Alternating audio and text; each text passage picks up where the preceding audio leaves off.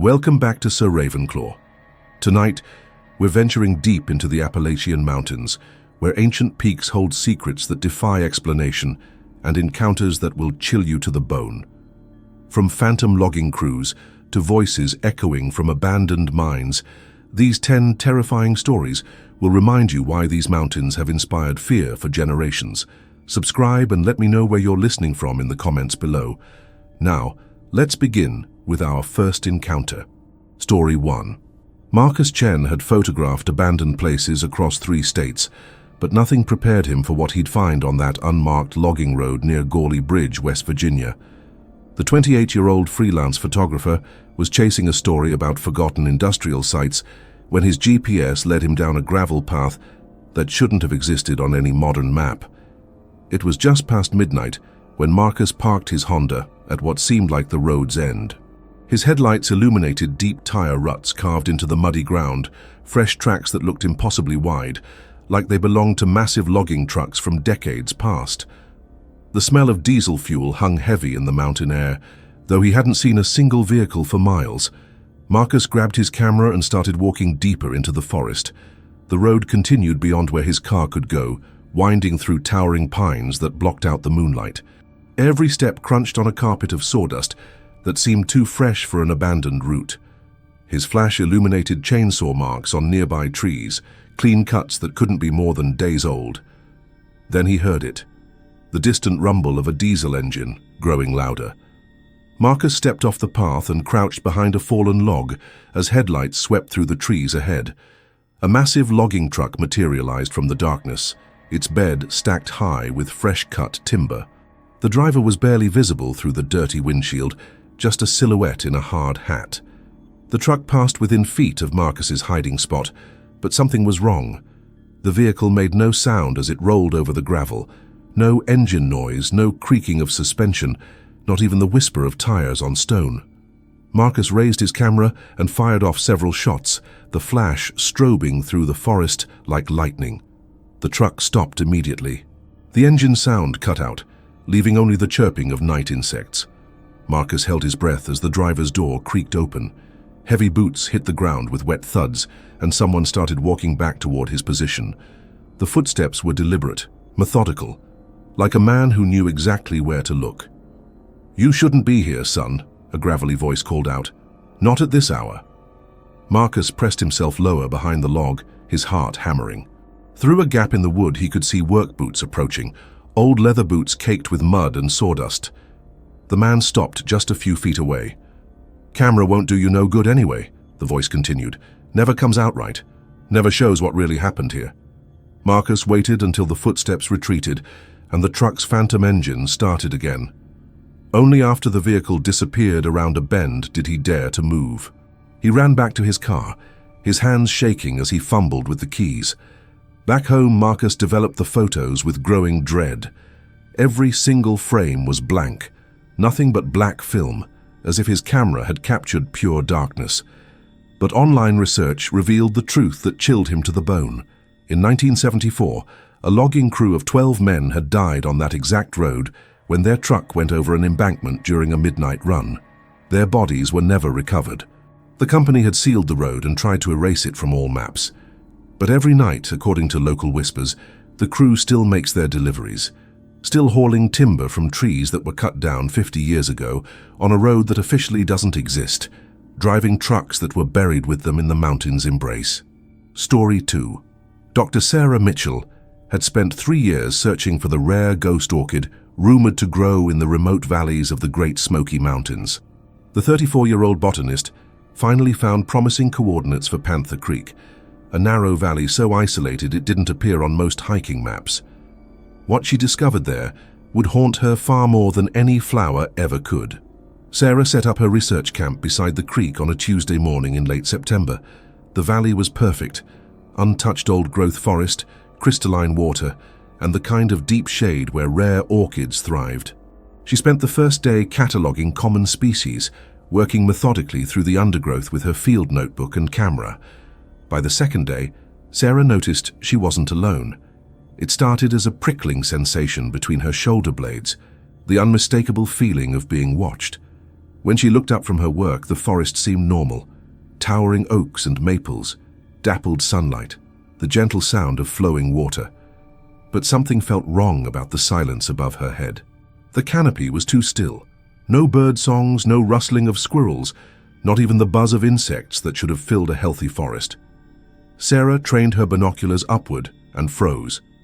Between the leaves, perhaps 60 feet above the ground, dark shapes clung to the massive branches. They were too large to be animals, too angular to be natural growths on the trees.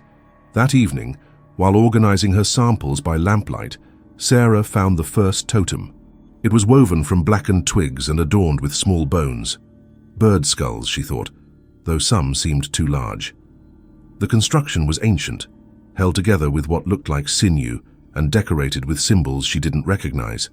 More disturbing was its location, hanging directly above her tent where nothing had been that morning.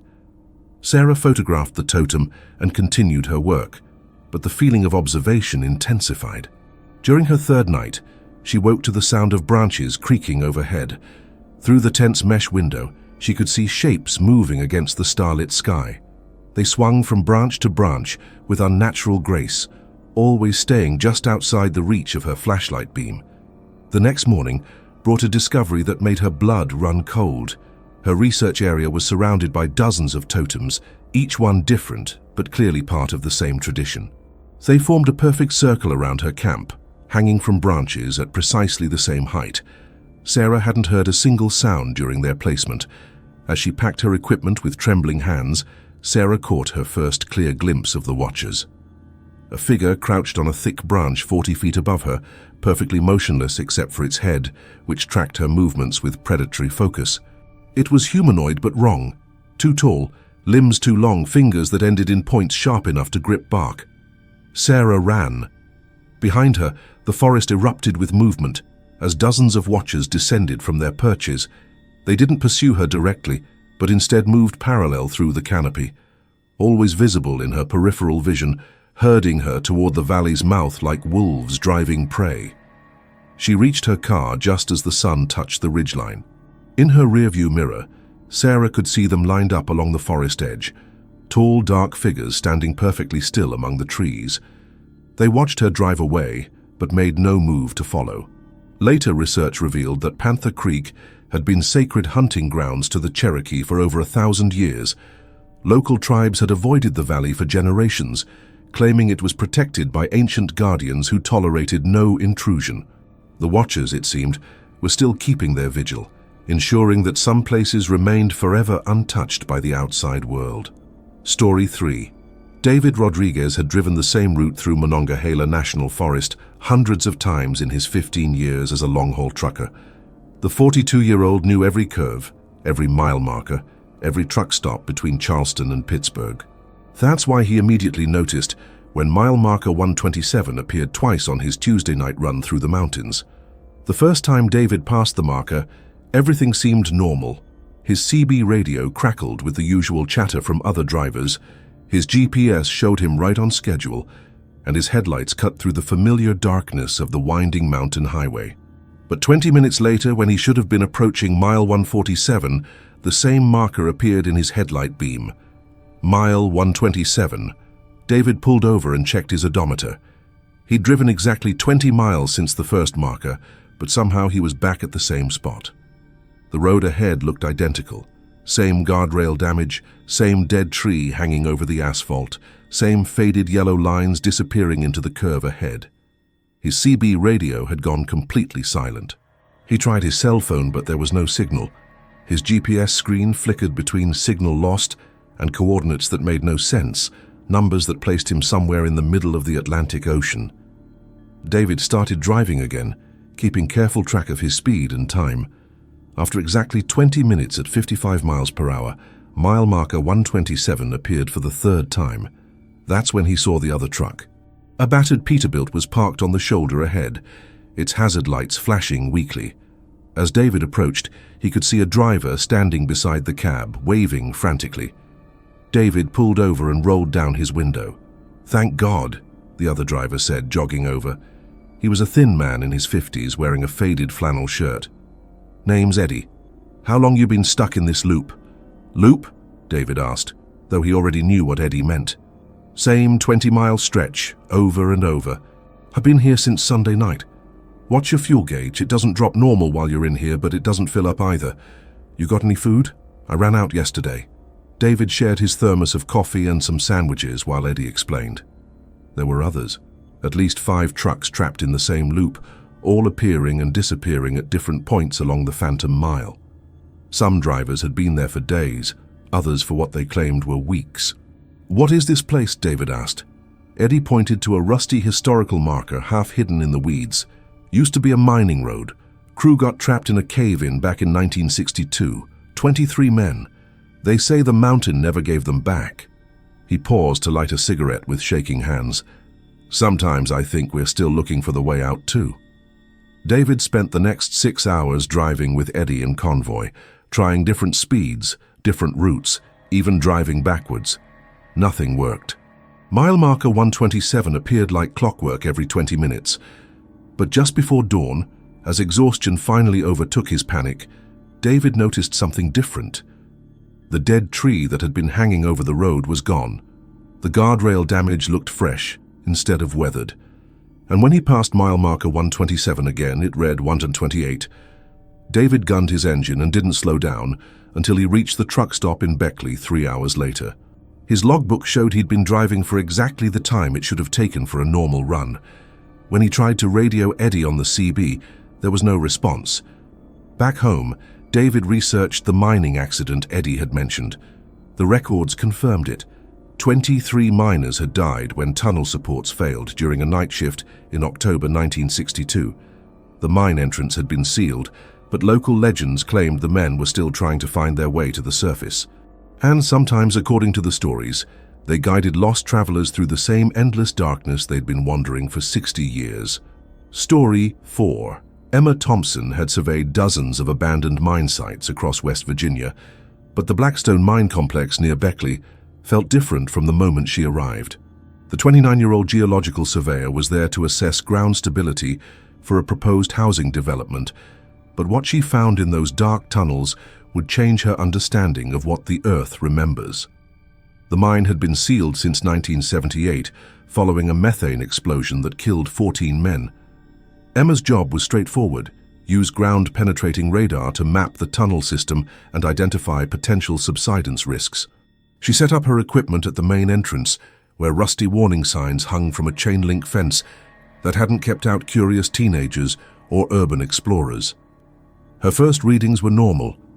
The radar painted a clear picture of the main shaft extending roughly 800 feet into the mountain, with smaller branches spreading out like the roots of some underground tree. But as Emma moved deeper into the complex, her equipment began acting erratically. The radar screen flickered between clear images and chaotic static, as if something was interfering with the signals. Then she heard the voices. At first, Emma thought it was her imagination, the mine's acoustics playing tricks with echoes from outside. But the sounds were too distinct, too purposeful. Men's voices muffled by distance and rock, calling to each other in urgent tones. She could make out fragments. Section 7 needs more props, and gas readings climbing again. Emma followed the voices deeper into the mine, her headlamp beam cutting through absolute darkness. The air grew thicker as she descended, carrying the acrid smell of coal dust and something else, the metallic scent of fear.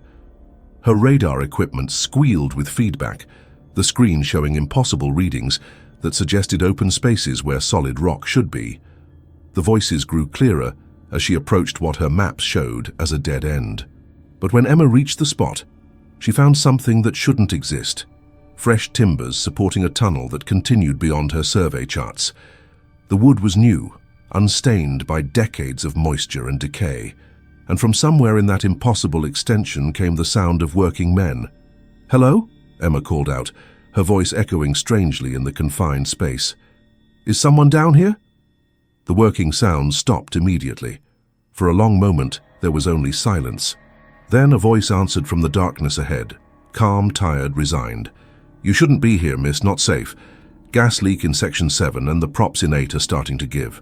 Emma's blood ran cold. Sections 7 and 8 had been destroyed in the 1978 explosion. According to every report she'd read, those areas had been completely sealed. The tunnels collapsed beyond recovery. Yet her equipment was detecting open space exactly where those sections should be. "Who are you?" she whispered. "Name's Charlie Hendricks, shift supervisor. Been trying to get my boys out before the mountain comes down, but..." The voice trailed off, replaced by the sound of distant hammering, men shouting warnings about gas concentrations and failing support beams. Emma backed away slowly, her heart pounding. As she retreated, her radar screen cleared, showing the tunnel system exactly as it appeared in the official records. Solid rock, where the voices had been coming from, no trace of the impossible extension she'd discovered. Outside the mine, Emma's research revealed the truth that sent chills down her spine. Charlie Hendricks had been the shift supervisor on the day of the explosion. He'd died trying to evacuate his crew from sections 7 and 8 when the methane ignited. 14 men had perished in the blast, their bodies recovered weeks later from the collapsed tunnels. But according to local miners who still worked the area, Charlie and his crew were still down there, still trying to complete that final evacuation, still calling out warnings about gas leaks and failing supports, still hammering away at an escape route they would never find. The mountain had claimed them, but their work was never finished. Story 5. Jake Morrison had worked as a park ranger for 8 years, but he'd never been assigned to Station 47 in the Cherokee National Forest. The 35-year-old was told the remote outpost had been vacant for months after the previous ranger transferred unexpectedly. What headquarters didn't mention was why 3 rangers before Jake had requested immediate reassignment after less than 2 weeks at the isolated cabin. The station sat on a ridge overlooking miles of wilderness, accessible only by a winding dirt road that took 40 minutes to navigate. Jake arrived on a grey October afternoon, his truck loaded with supplies for what was supposed to be a 6-month rotation. The cabin looked standard enough: log construction, solar panels, radio tower, and the kind of sturdy isolation that Jake actually preferred. Inside, Jake found the previous ranger's belongings still scattered around the main room. A half-finished meal sat on the kitchen table, the coffee in the mug long since grown a thin film of mold. Personal items were everywhere: photographs, books, even toiletries in the bathroom. It looked like Ranger Collins had simply walked out in the middle of his daily routine and never returned. That first night, Jake was awakened by footsteps on the cabin's front porch. Heavy boots moving slowly across the wooden planks, pausing at the door, then continuing around the perimeter of the building. Jake grabbed his flashlight and pistol, but when he opened the door, the porch was empty. Fresh boot prints in the dust led to the edge of the deck and simply stopped. The next morning, Jake found a ranger's hat hanging on a peg by the door, an old-style hat that the service hadn't used in decades. Beside it hung a heavy wool jacket with patches that showed assignments to forests across the southeast, all dated from the 1970s and 80s. Jake checked the previous inventory reports. These items had never been logged. Over the following days, more personal effects appeared: a pipe and tobacco pouch on the mantel, reading glasses on the desk, a photograph of a ranger family that Jake didn't recognize. Each morning brought new additions, as if invisible occupants were making themselves at home. Jake tried removing the items, but they always returned by the next day. The voices started on his 5th night, quiet conversations drifting through the cabin walls, too muffled to understand but clearly human. Jake pressed his ear to the wood and could make out discussions about patrol routes, weather reports, and wildlife sightings. The voices were calm, professional, the kind of routine talk between colleagues who'd worked together for years. On his 7th night, Jake decided to stay awake and confront whatever was happening. He sat in the main room with his flashlight off, listening to the familiar sounds of the phantom rangers. Around midnight, the front door opened by itself. Footsteps entered the cabin, multiple sets, heavy and deliberate. "Evening, Jake," a voice said from the darkness near the kitchen. It was warm, friendly, with the slight accent of someone who'd spent his life in these mountains. "Name's Bill Harrison. Been keeping watch on this station since '82. Jake turned on his flashlight, but the beam revealed only empty air. The voice continued anyway. "Don't mind the light, son. We're used to new folks being skittish. This here's Tom Bradley and Frank Murphy. We've all done our time up here: good duty, quiet duty, important work. "You're dead," Jake whispered, his hands shaking. "Dead's just a word," another voice replied. "Tom or Frank?" Jake couldn't tell. "Duty don't end just because your body gives out. These mountains need watching, and we swore an oath. Some oaths you keep forever." Jake learned their stories over the next hour. Bill Harrison had died of a heart attack during a winter patrol in 1982. Tom Bradley had been killed by a falling tree in 1989. Frank Murphy had gotten lost during a blizzard in 1995 and never made it back to civilization. All three had refused to abandon their posts, continuing their eternal watch over the wilderness they'd sworn to protect. "You can stay if you want," Bill said as dawn approached. "Always room for one more keeper. Or you can go like the others. Won't think less of you either way, but understand someone's got to watch over this place. If it ain't you, it'll be us. Has been for 40 years, will be for 40 more. Jake left that morning, following the path of the three rangers before him. But sometimes, on quiet nights in his new assignment, he wondered if he'd made the right choice. And he never forgot Bill Harrison's final words. "Door's always open, son. When your time comes, if you want to keep serving, you know where to find us." Story 6. Rebecca Walsh had spent 2 years documenting Appalachian folklore for her doctoral thesis, but the stories about Prohibition-era moonshiners in the Blue Ridge Mountains proved harder to verify than most. The 31-year-old folklore researcher was following local legends about a hidden hollow where illegal distillers had operated during the 1920s, a place locals still avoided nearly a century later. Her guide, an elderly mountain man named Ezra, had reluctantly agreed to show her the location after weeks of persuasion. He led her down a barely visible trail that wound through dense rhododendron thickets, warning her repeatedly that some places were better left undisturbed. The hollow they reached was completely hidden from view, accessible only through a narrow gap between two massive boulders. Inside, Rebecca found the remains of what had clearly been a substantial operation. Stone foundations marked where buildings had stood, and a clear spring still bubbled from the mountainside. But what caught her attention was the copper still that sat beside the water source, its coils gleaming as if they'd been recently polished. The metal showed no signs of corrosion, despite decades of mountain weather. Ezra refused to enter the hollow itself, waiting nervously at the entrance while Rebecca documented the site. Her camera captured details that shouldn't exist. Fresh-cut wood stacked beside the still glass jars lined up in neat rows, and ashes in a fire pit that looked days old rather than decades. The air smelled strongly of corn mash and wood smoke. That evening, Rebecca returned alone with her recording equipment, hoping to capture ambient sounds for her research.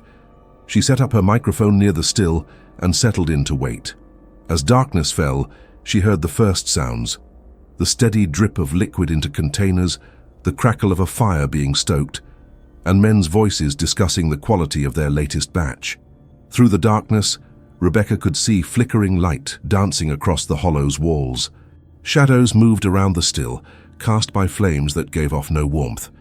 She pressed record on her equipment and crept closer, her heart pounding as the voices became clearer. "Revenue men been sniffing around Copper Creek again," one voice said in the flat accent of mountain natives. "Reckon they'll find us eventually." "Not if we find them first," another replied, followed by the sound of metal clanking against glass. "This hollow's been in my family for generations. Ain't no government man gonna run us off our own land." Rebecca recognized the historical context immediately. These were conversations from the height of Prohibition, when federal agents regularly raided mountain stills and engaged in deadly shootouts with moonshiners defending their livelihood. But she was hearing them as if they were happening right now. As she moved closer, her foot knocked against an empty jar. The sound rang out clearly in the night air, and every voice in the hollow went silent. Rebecca froze, barely breathing, as footsteps approached her hiding spot behind a stone foundation. "Well, well," a gravelly voice said from just inches away. "What do we have here? Little lady taking an interest in our business?" Rebecca couldn't see who was speaking, but she could smell tobacco smoke and corn liquor, feel the presence of someone standing directly in front of her. Other footsteps circled around behind her position. "You ain't wearing no badge," the voice continued, "but you got that city smell about you. That recording machine there tells me you might be working for someone who don't appreciate our way of life." "I'm just a researcher," Rebecca whispered. "I study mountain culture. Folklore. Folklore." The voice carried a note of dangerous amusement. "Lady, we ain't no folklore. We're businessmen protecting our territory. And folks who come sniffing around where they don't belong tend to disappear permanent-like." Rebecca ran. Behind her, she heard angry shouts and the crash of breaking glass. She didn't stop until she reached her car, where Ezra was waiting with the engine already running. "Told you not to go back there after dark," he said grimly as they drove away. "The Carver boys don't take kindly to strangers. Been protecting that hollow since 1923, when the revenuers shot up their still and killed 3 of them. They're still protecting it, and they still got the same attitude about trespassers." Rebecca's recording equipment captured everything. Voices, footsteps, even the crash of breaking glass. But when she played back the tape the next morning, all she heard was silence, broken by her own terrified breathing. The hollow had kept its secrets, just as it had for nearly a century. Story 7 Doctor. Michael Park had maintained remote weather stations across the southeast for 12 years. But Station Bravo 7 on Mount Mitchell was reporting readings that defied everything he knew about atmospheric science. The 39-year-old meteorologist made the 4-hour drive to the North Carolina peak, expecting to find simple equipment malfunction. What he discovered challenged his understanding of what weather stations were really designed to monitor. The station sat at 6,400 feet elevation, its white instruments gleaming against the dark spruce forest that covered the mountaintop. Everything looked normal from the outside, anemometer spinning in the wind, temperature sensors properly shielded, data transmission antenna pointing skyward. But the readings transmitted to headquarters told an impossible story. Temperatures fluctuating 40 degrees in minutes, barometric pressure readings that suggested the station was floating in space. Michael's first equipment check revealed instruments functioning perfectly. Calibration was exact, power systems stable, data transmission clear. Yet as he watched, the digital displays showed temperature dropping from 72 degrees to 31 degrees in less than 3 minutes, while the sky remained cloudless and his own thermometer read a steady 68 degrees. The anomalies intensified after sunset. Michael set up his laptop in the station's small maintenance shelter and watched data stream in real time. The barometric pressure gauge began registering readings consistent with altitudes above 50,000 feet. Wind speed indicators showed gusts of over 200 miles per hour, yet the trees outside barely swayed in the gentle mountain breeze. Then the electromagnetic readings spiked beyond anything Michael had ever seen. The station's sensors, designed to measure atmospheric electrical activity, registered energy levels that would indicate massive lightning strikes occurring every few seconds. But the night sky was clear, filled with stars that seemed unusually bright and close. At 2:17 a.m., Michael witnessed something that forced him to question everything he thought he knew about his profession. Through the shelter's window, he watched the station's instruments track something moving across the sky. Not weather patterns or atmospheric phenomena, but objects. Large objects casting shadows against the starfield, moving in formation with precise, non-natural trajectories. The temperature sensors registered impossible readings as the objects passed overhead. Absolute zero in some spots, temperatures exceeding those found in Earth's core in others. The electromagnetic sensors screamed with activity, as if documenting energy signatures from technologies that shouldn't exist. Michael's handheld instruments detected nothing unusual. The night remained calm and normal, according to every device he'd brought with him. Only the station's sensors, calibrated and maintained by the National Weather Service for over a decade, recorded the extraordinary events taking place in the sky above Mount Mitchell.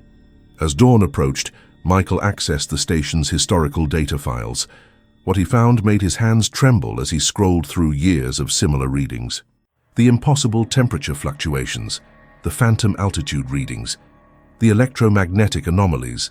They occurred regularly, following patterns that suggested scheduled observations rather than random atmospheric events. Buried in the oldest files, Michael found installation notes from 1962. Station Bravo 7 hadn't been established to monitor weather at all. It was part of a classified program to track anomalous atmospheric phenomena of potential extraterrestrial origin. The weather station designation was merely cover for its real purpose: documenting regular visitations by objects that defied conventional understanding of physics and atmospheric science. The final entry in the classified files was a maintenance note from 1985. Phenomena continue as scheduled. Recommend continued monitoring under weather station cover.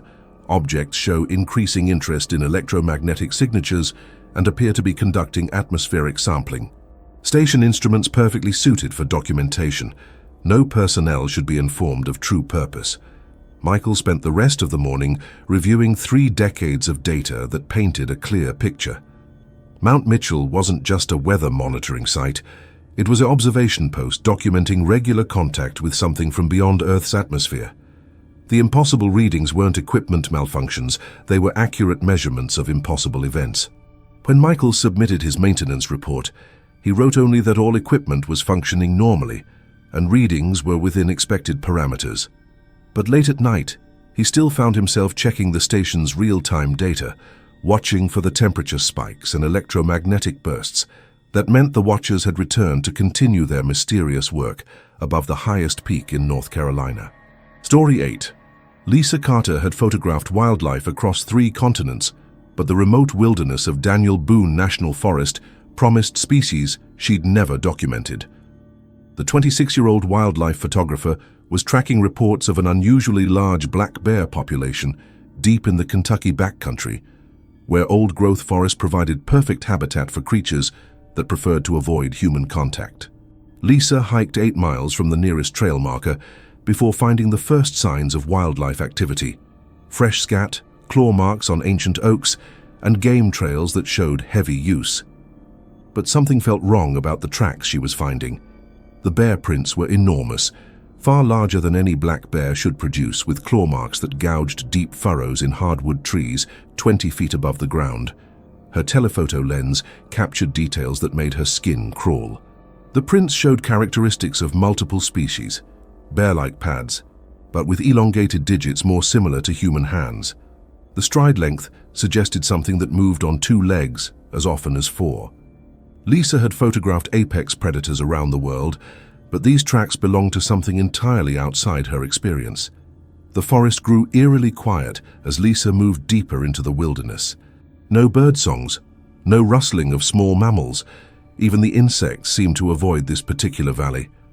The silence was so complete that her own footsteps sounded unnaturally loud on the leaf litter.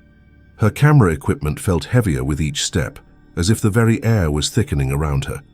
That's when Lisa found the hunting blinds, structures built from stone and timber, positioned at strategic overlooks throughout the valley. But they weren't designed for hunting deer or elk. The sightlines were perfect for observing the game trails she'd been following, trails that she now realized were being used by human hikers, not wild animals. The blinds were built to hunt people. Ancient bones littered the ground around each blind. Human bones, weathered by decades of mountain weather but still clearly identifiable. Skulls showed massive trauma from claws and teeth.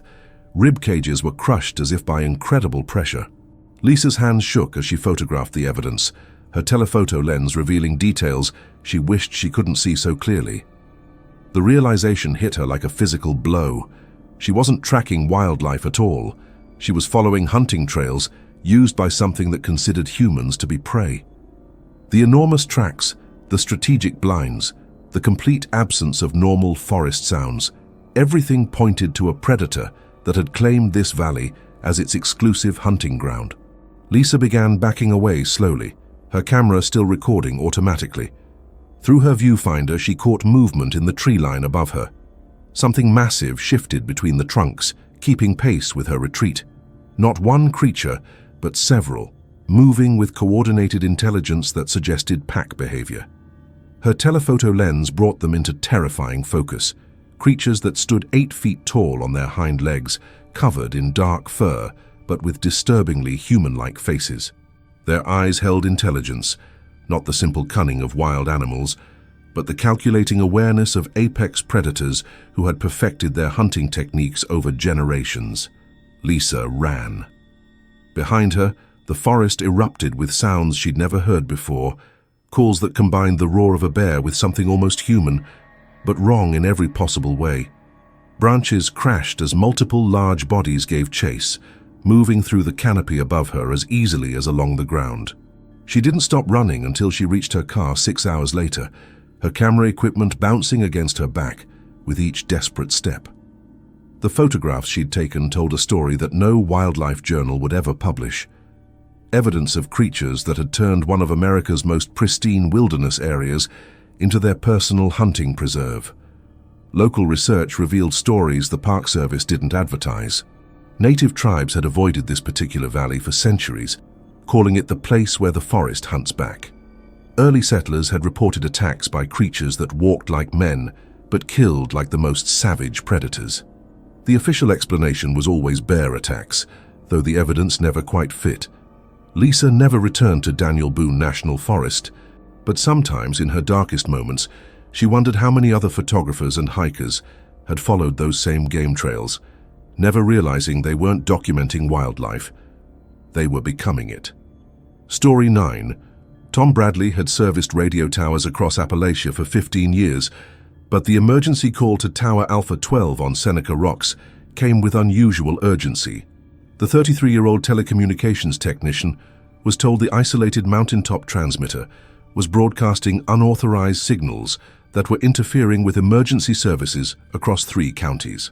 What he discovered at the remote West Virginia site would forever change his understanding of what radio waves could carry. The tower stood 400 feet tall on a windswept ridge, accessible only by a narrow service road that switchbacked up the mountain for 12 miles. Tom arrived just after sunset, his truck loaded with diagnostic equipment and replacement parts. The tower's red aviation lights blinked steadily against the darkening sky, but something felt wrong about the rhythm. Too fast, almost frantic, like a heartbeat under stress. Tom's first equipment scan revealed the tower was indeed broadcasting, but not on any frequency assigned to the site. His spectrum analyzer showed signals across multiple bands simultaneously, with power levels that exceeded the tower's rated capacity. More disturbing was the content. Voices speaking in clear English, but conversations that made no sense in the context of normal radio traffic. As Tom climbed the service ladder to check the transmitter array, his handheld radio crackled with fragments of these phantom broadcasts. A woman's voice calling for help, giving coordinates that placed her somewhere in the valley below. A man reporting his car had broken down on a road that hadn't existed for decades. Children singing nursery rhymes in voices that seemed to echo from vast empty spaces. At the 200-foot platform, Tom accessed the main transmitter housing and found equipment that shouldn't have been there. Alongside the standard broadcasting gear was a complex array of modified electronics, devices that looked like they'd been cobbled together from components spanning 50 years of technological development. Vacuum tubes from the 1950s connected to modern digital processors through cable runs that defied conventional engineering. The unauthorized equipment was warm to the touch and humming with activity. Tom's oscilloscope revealed it was not generating the phantom signals, but rather amplifying and retransmitting them from some unknown source. The device was acting like a massive antenna, pulling voices from somewhere else and broadcasting them across the mountains with enough power to reach 3 states. Tom keyed his handheld radio to test the normal emergency frequencies. Instead of the expected dispatcher response, a young woman's voice answered immediately. "Oh, thank God, someone finally heard me. This is Jennifer Martinez. My car went off the road near Spruce Knob 3 days ago. I'm hurt bad, and I can't find the road. Please send help." Tom checked his records. Jennifer Martinez had disappeared near Spruce Knob in 1987.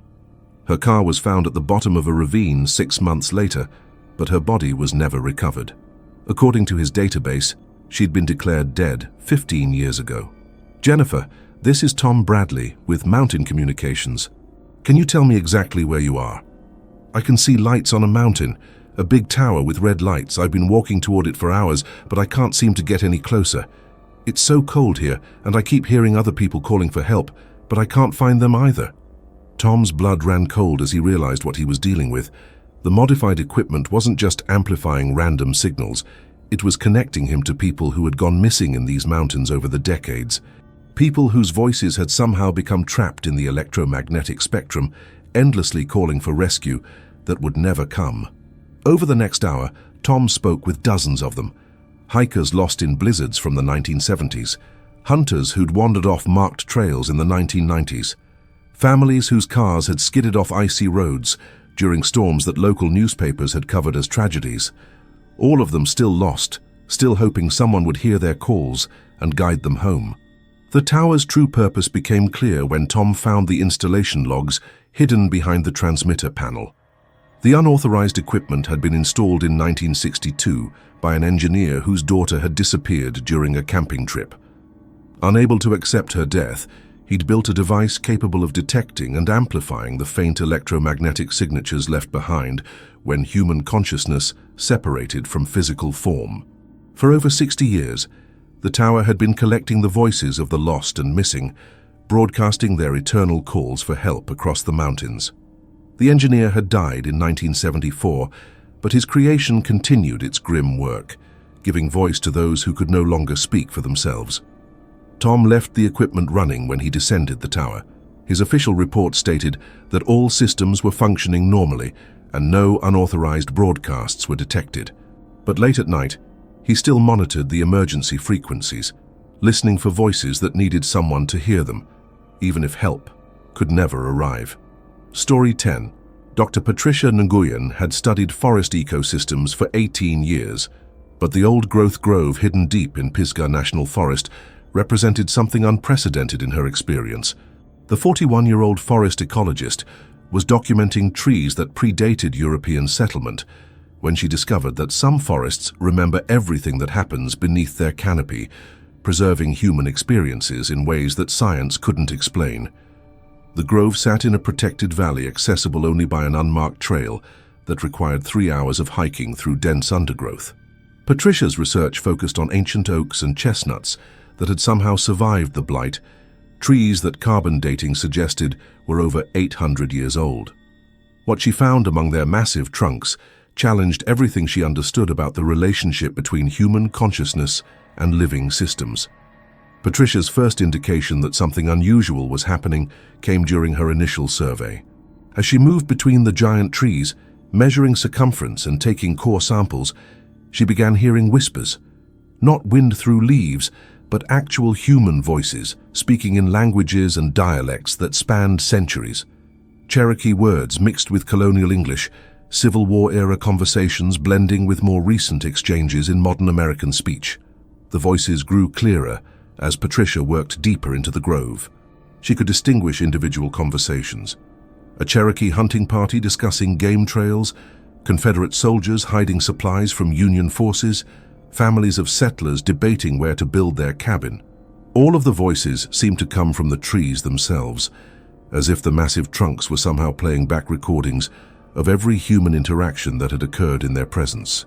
Patricia placed her hands against the bark of the largest oak, a massive specimen that required 4 people holding hands to encircle its trunk. The moment her palms touched the ancient wood, images flooded her mind. Not her own memories, but the accumulated experiences of everyone who had ever stood beneath this tree.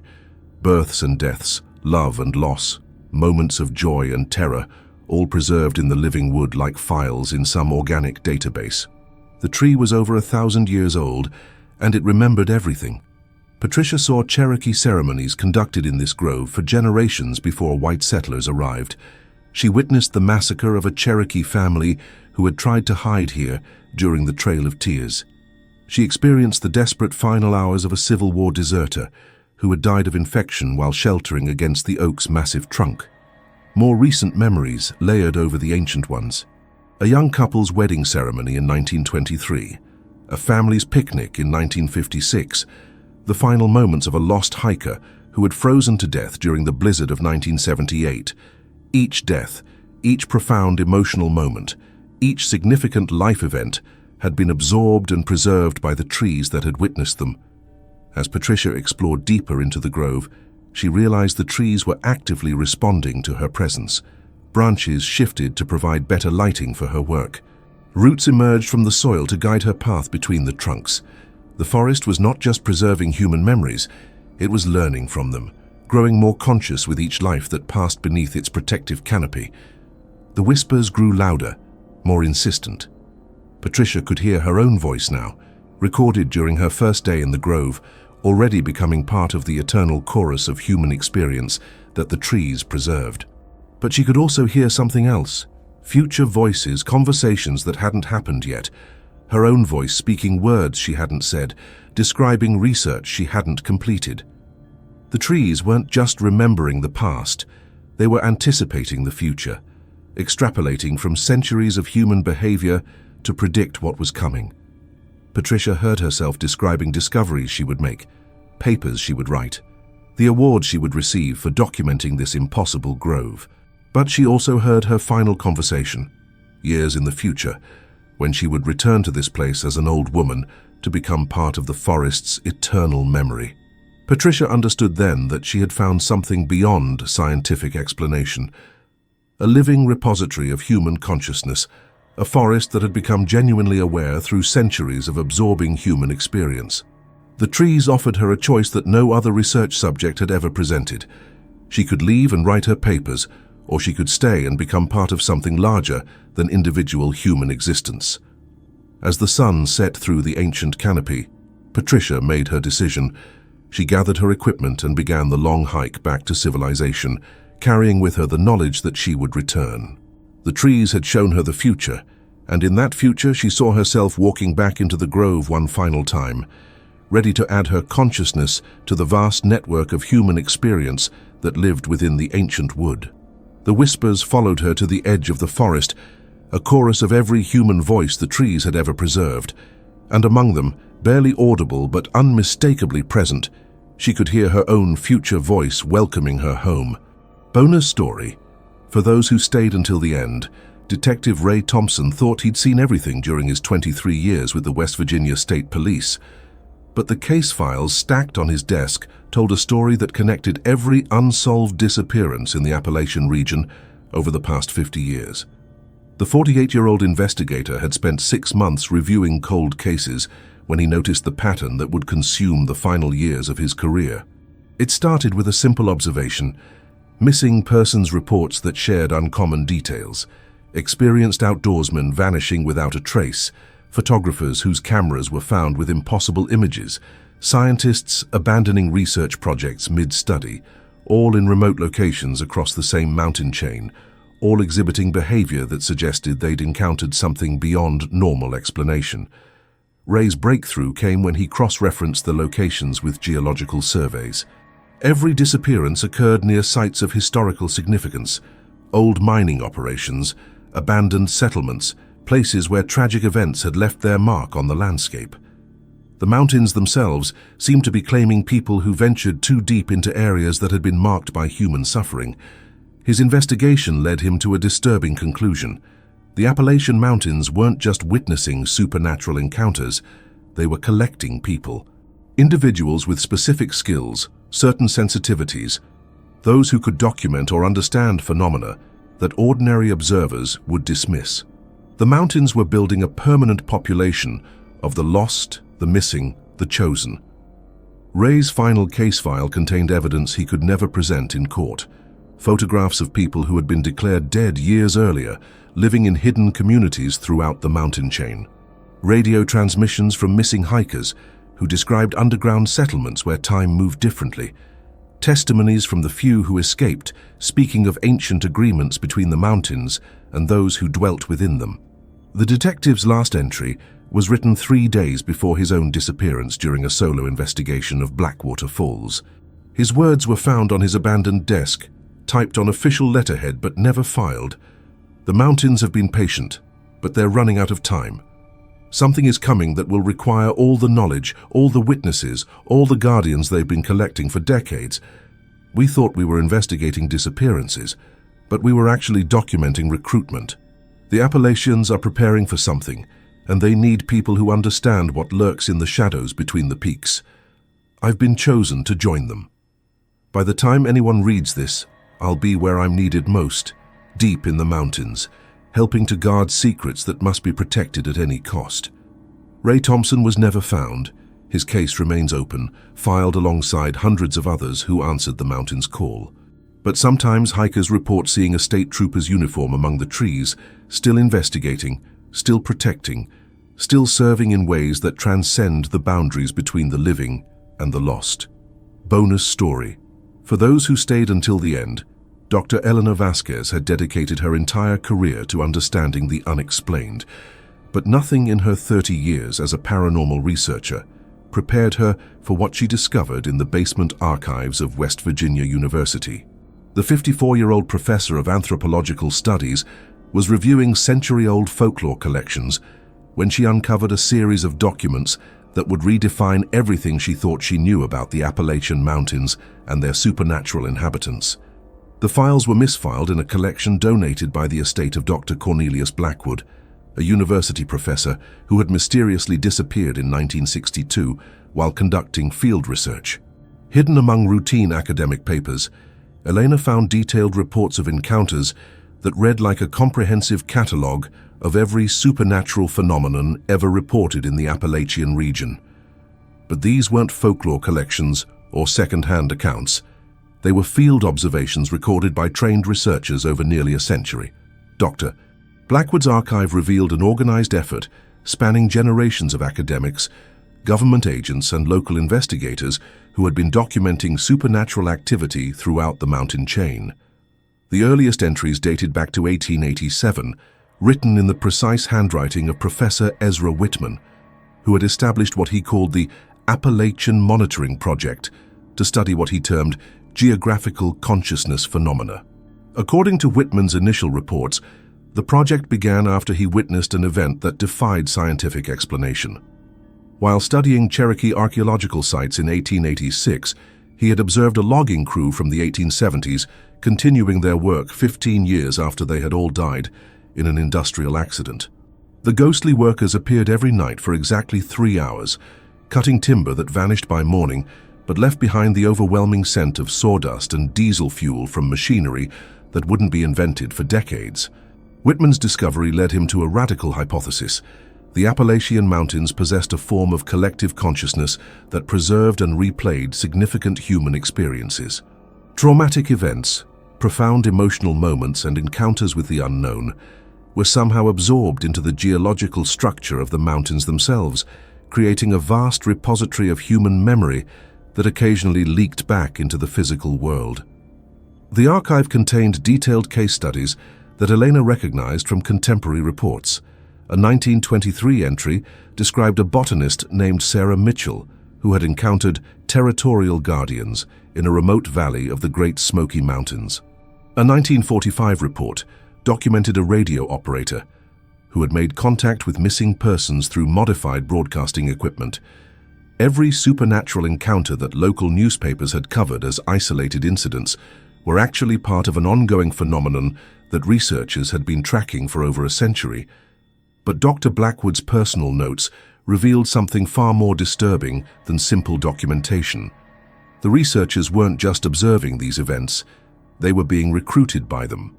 Entry after entry described colleagues who had chosen to join the ongoing research from within the phenomenon itself. Scientists who had disappeared during field studies but continued to submit reports through supernatural means. Investigators who had become part of the very mysteries they had been studying. Elena's hands trembled as she read Blackwood's final entries, dated just days before his disappearance. He had discovered that the Appalachian Monitoring Project was itself being monitored. The mountains were aware of their observers and had been carefully selecting individuals who possessed the knowledge and dedication necessary to serve as permanent guardians of the supernatural ecosystem that existed within the mountain range. "The mountains are not randomly haunted," Blackwood wrote in his last official report. "Every supernatural manifestation serves a specific purpose in a larger system of preservation and protection. The ghostly loggers maintain the roads that allow other phenomena to move between locations. The territorial spirits protect sacred sites from disruption. The time loops preserve crucial moments that must not be forgotten, and we, the researchers, document and guard the knowledge that ensures this system continues to function." Blackwood had realized that the supernatural encounters weren't isolated events, but interconnected components of what he called the Appalachian Archive, a living library of human experience that the mountains themselves had created and maintained for over 1,000 years. Cherokee shamans had been the first to understand this system, establishing sacred sites that served as access points to the archive. European settlers had disrupted some of these connections, leading to more chaotic manifestations, but the mountains had adapted, creating new forms of preservation through industrial accidents, mining disasters, and isolated encounters with those who ventured too deep into the wilderness. Elena continued reading through the night, discovering that the archive contained detailed maps of supernatural activity throughout the mountain chain. Sites where phantom mining crews continued their eternal work. Locations where territorial spirits maintained ancient boundaries. Areas where time itself moved differently, creating pockets where past and present intersected. Radio towers that served as communication networks for the missing and lost. Weather stations that monitored otherworldly phenomena. Forests where trees had become conscious through centuries of absorbing human experience. The most disturbing revelation came in a report dated 1961, written by a team of researchers who had achieved direct communication with the archive itself. Through a combination of modified radio equipment and precise geographic positioning, they had established contact with the collective consciousness of the mountains.